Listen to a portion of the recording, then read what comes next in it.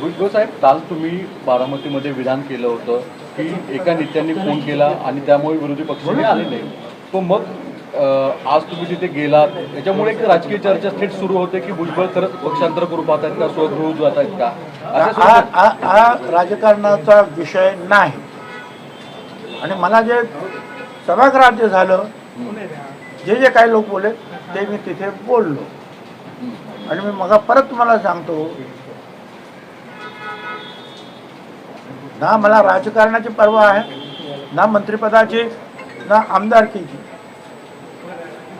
राज्य शांत राहिलं पाहिजे, गोरगरिबांमध्ये दुफळी निर्माण होता कामा नये, हा त्याच्या पाठीमागचा हेतू आहे.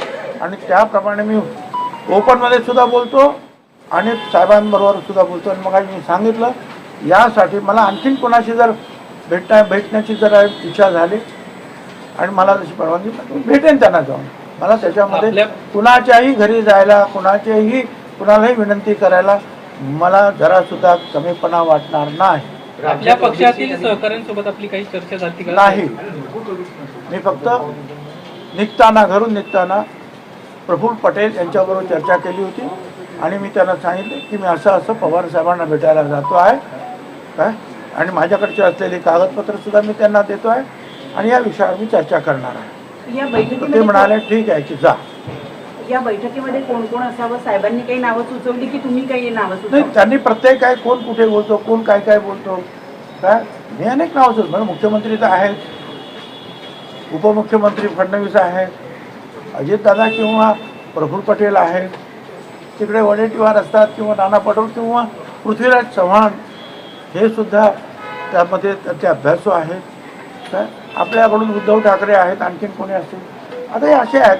आता किती लोकांना बोलवायचे, कुणाला बोलवायला पाहिजे हे तुम्ही ठरवा. मला असं वाटतं की 2-4 लोकांनी बसून जे आहे याच्यावर विचार विनिमय करा. सर, पण राज्यामध्ये ओबीसी आणि मराठा गावोगावी आपण पाहतोय की वाद सध्या सुरू झालेले आहे आणि जातीचं राजकारण सुद्धा त्या ठिकाणी पाहायला मिळत आहे. या सगळ्यांसाठी जबाबदार कोण आहे? हेच तर जे आहे, हे जे वातावरण पेटतं आहे जातीमधलं, ते शांत राहावं म्हणून तर सगळ्यांनी एका मुखानं एका आवाजात बोलावं, सर्व पक्षाच्या नेत्याने. आणि त्यामध्ये राज्याचे ज्येष्ठ नेते पवारसाहेब सुद्धा असावेत, हा माझा आग्रह आहे.